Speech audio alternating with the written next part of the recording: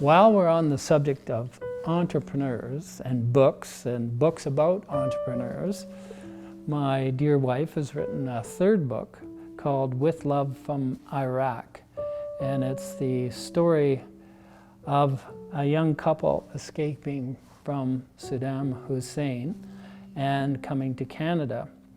And I'll let her talk about the book, but the one thing I've always said is, because we're quite an entrepreneurial family, is I don't think that I could go to a foreign country, not knowing the language, not having any money, do the amazing things that this family has done and is still doing, and it's so successful in Canada.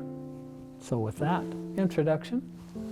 I was given an amazing opportunity in 2013 to write Wajid and Maysoon Toma's story.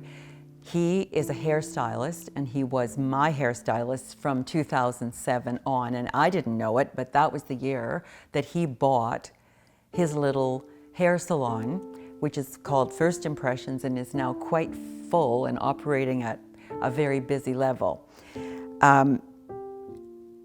Maysoon was threading my eyebrows one day and said, "When are you going to write my book, our book?" And I said, "Oh, you're serious?" Because they knew I'd written Gord's stories, and they just thought, well, why not, you know? And they had told me so many interesting things. And so from laying on this aesthetics table, I said, well, should we have coffee tomorrow then? It's a love story.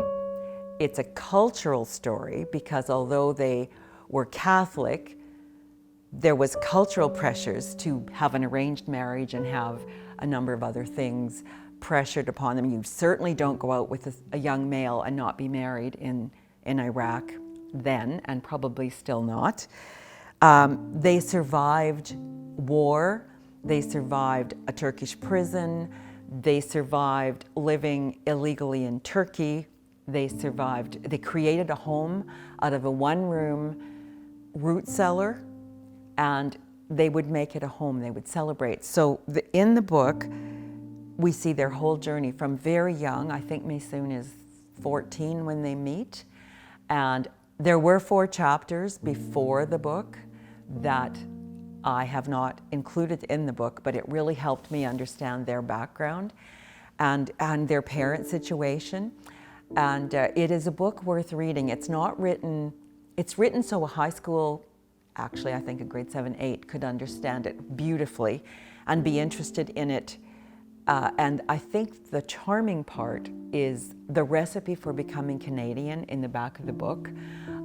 John Gormley was quite interested in Wajid's approach to becoming Canadian. It's on page 220, and it's about asking questions of the Canadian people. It's about learning our laws, speak the language, learn the language, make friends. And there were so many people that helped him. When you hear him talk about, so I owned a business, but I didn't understand insurance, and I didn't understand taxation, and I didn't understand workman's compensation. And so he would go and ask people, and they would help him. I admire both of them very much. And they escaped the final time with 3 children, one only 1 year old. It's quite a story. It shows persistence, which is a real trait of entrepreneurs. The ability to survive, to move on, to keep going, and to keep optimistic. And today, a number of years later, a very successful business couple. I like 2 lines of Wajid's. Wajid always said, scissors saved his life more than once. And it's true, he actually ended up, when in Saddam's army, because you're forced to do that, he ended up styling the hair of the generals, which was far safer for him than some areas would have been. And the other line was, always have a trade. If you think life is going to be difficult, having a trade, a skill that you could market almost anywhere, is a safety, a real safety net, which I think is good. It's good advice, really. So he made money everywhere he went, they always had enough to eat. Part of it was how he spent his money, where they hid their money, because a lot of it was definitely hidden in mattresses and garments, and it's quite an adventure. And it's a love story, which attracted me in the first place.